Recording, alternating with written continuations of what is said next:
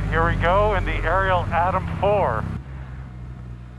350 horsepower and 1,350 pounds. For power to weight ratio, what is that, around 3.8? This should be exciting. Woo!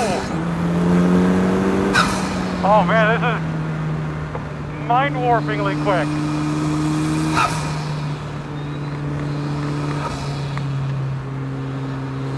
There's a little bit of body roll, at least at the initial, until it really leans over and grips up.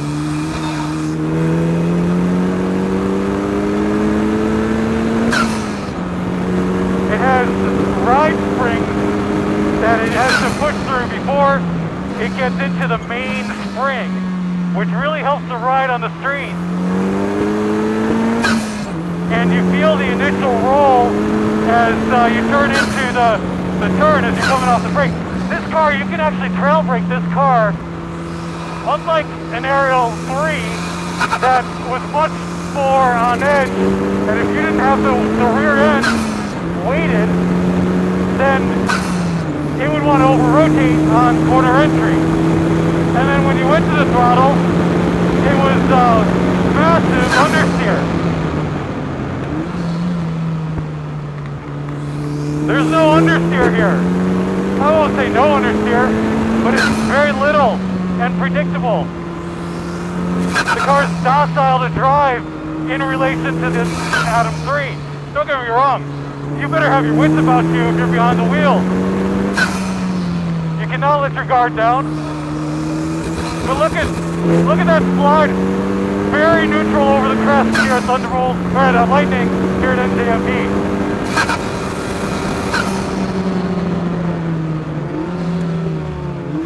We are in a track day environment, so have to play by the rules.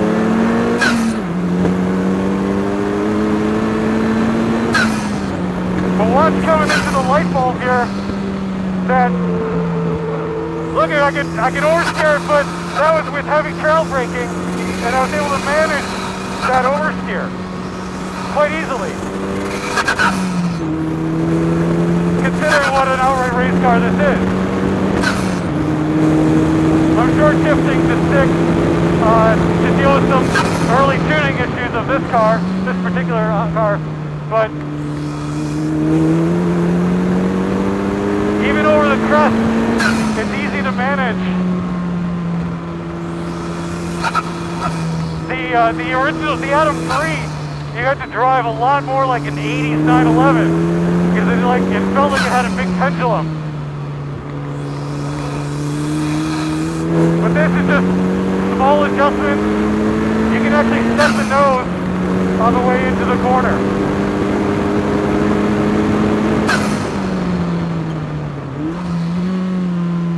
The car has brakes. Yes, nice rotation on the way out. Using that power. 350 horsepower here, turbocharged. This is a Civic Type R motor. We're going to go back to power to set the rear end there. That was really nice. Small adjustments, it's like finesse, really seem to be paying off in this car.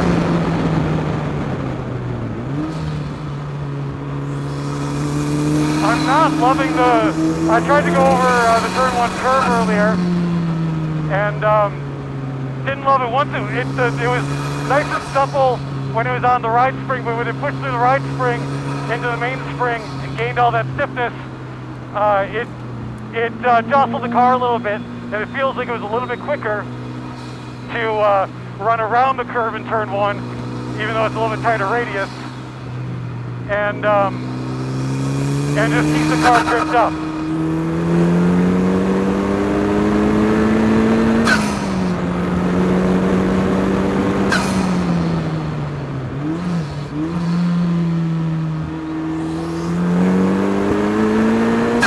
It hooks up coming out of turn 7 here at Lightning.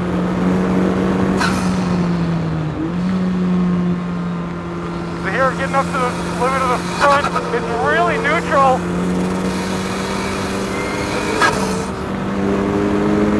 At the limit, it's very neutral, so you gotta have a fine hand, but it's much more manageable than the Atom 3 was.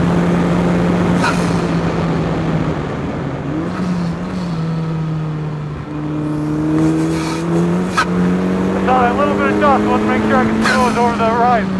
The one thing about being down so low is that your vision is a little bit compromised compared to, you know, a normal street car.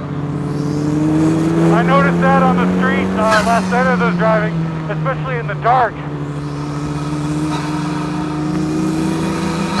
that I couldn't see nearly as far ahead as I would in a normal street car. If you want to go through the effort of making this car streetable or street legal, you could do so. And I gotta say, based on my drive last night, it would actually make quite a nice convertible. I was expecting massive wind buffeting, and it didn't have that. It was actually quite little wind buffeting. I mean, no more so than any convertible with a wind stopper, actually.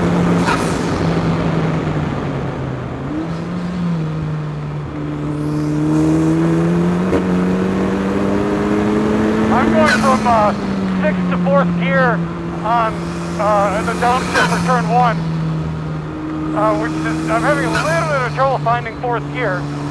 This is a Honda transmission, and honestly, if I was to critique anything, we got a black flag all here, so I'm going to head in, but if I was to critique anything, there's a couple little things, but the shifter could be a little bit more precise.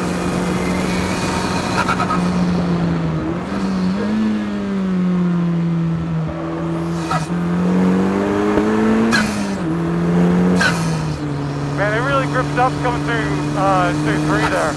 We're going to head in and end this session. But, you know, I had a session this morning in the car where I just got to feel it out and shake it down. And I was actually amazed that I literally put the first track miles on this car on an any Atom 4 in the US this morning. And I was fully expecting it to be a shakedown, come back, report a bunch of issues, have them fixed, and then we get a chance to go, you know, maybe by the afternoon. That's usually how these things go. But the car was fantastic straight out of the box. I have not had any issues or massive tuning change requests, not even moderate tuning change requests so far for the car. It's very well set up and balanced right out of the box. And I have to commend Ariel and their team here in the US for delivering this car in such a ready-to-go package.